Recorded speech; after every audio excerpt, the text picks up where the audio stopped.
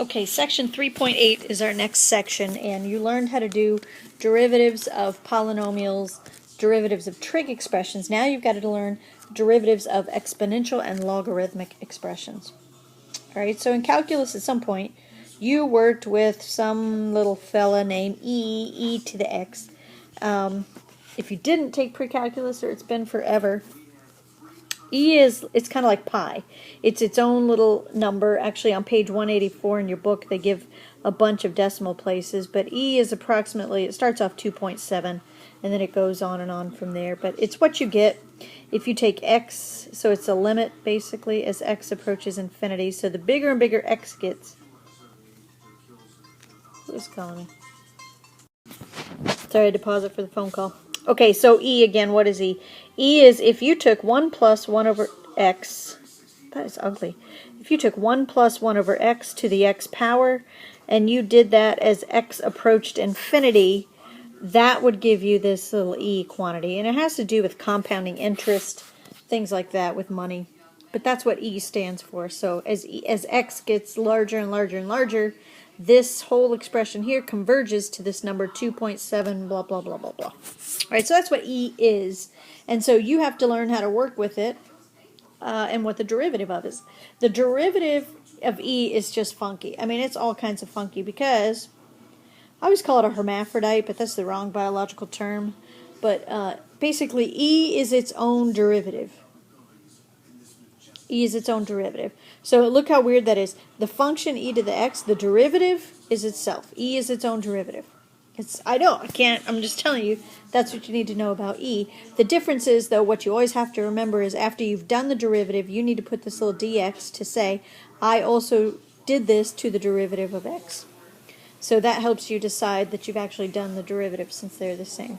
All right, as you know, as always, we can make this a little bit more exciting if we make it like e to the 2x minus 7 as our exponent, okay? Now you know what's coming up. Our exponent is chunky, okay? So you're going to have a chain rule going on. So if I want to find the derivative of that, f prime of x, e is its own derivative. So the first thing you do, if you want the derivative of that, is you write down exactly what it is, because e is its own derivative, but then you will do times the derivative of that exponent. And the derivative of 2x minus 7 is 2. So your final answer would be 2 e to the 2x minus 7 power. And then we're going to put that little dx to say we did the derivative in terms of x's. Alright, so that's that example. Let me give you another one. Alright, let's throw that in there with some product rule. You ready? You feeling it? You can't say no because you're not here. Okay, let's say we have f of x equals x squared times e to the x cubed power. So our exponent with e is e to the x cubed. I have a product here. I have a first times a second, so I have to use product rule.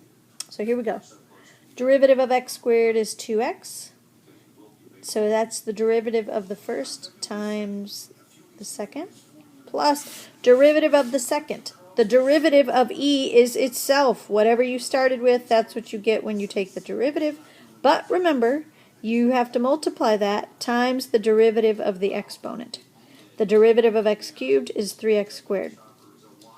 Okay, so I did the derivative of the exponent. All that is the derivative of the second times the first expression, which was x squared. So now I've got clean x.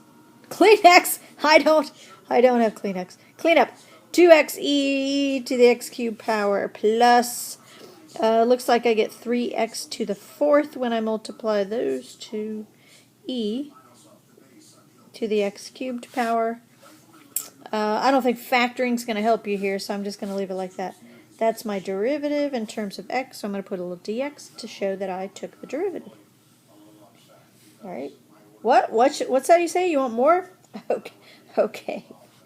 Okay, I need a pink in here. Hold on. Let's get some pink. Pinkish. Ooh, look at this one. Look at this one. I give you this one. I lost it. Okay, I found it. X times e to the sine of x. Oh. Still product rule. Derivative of the first is 1 times the second, which is e to the sine of x power, plus the derivative of the second. E is its own derivative. The derivative of e to the sine x, why I put t. I don't want t, I want x. The derivative of e to the sine x is e to the sine x. E is its own derivative, but just remember, if your exponent is anything other than just a plain x, you always multiply times the derivative. The derivative of sine is cosine. Okay, so that's the derivative of the second times the first. I don't know why I'm using dots now instead of parentheses. That's kind of weird. So, clean up. E to the sine x plus x cosine of x times e to the sine x. Your book might have factored out that e to the sine x power, and you would get 1 plus x cosine of x. And then you put dx. So there's your derivative right there. I might give you one more example. Let me scoot all these things up there. I'm looking in the book there. Oh, okay. All right. Here's another one. Let's look at this little thing right here. Okay. If I have e to the negative 1 over x. That's interesting.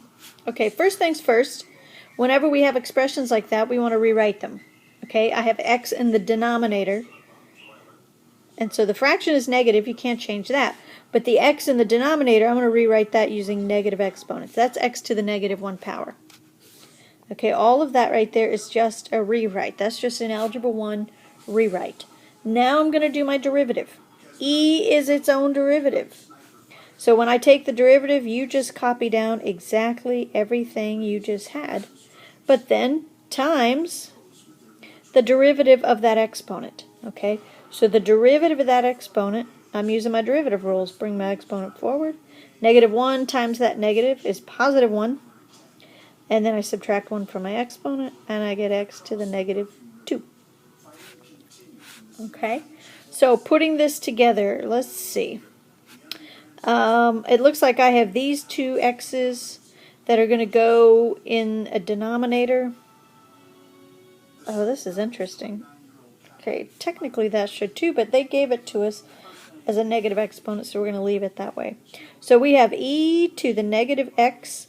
So instead of x to the negative 1 power, I'm going to write it the way they gave us, so negative 1 over x. That's how they gave it to us. All right, so I have that times, I'm going to put those x's squared, that x to the negative 2, I'm going to put those two x's on the bottom, f prime of x.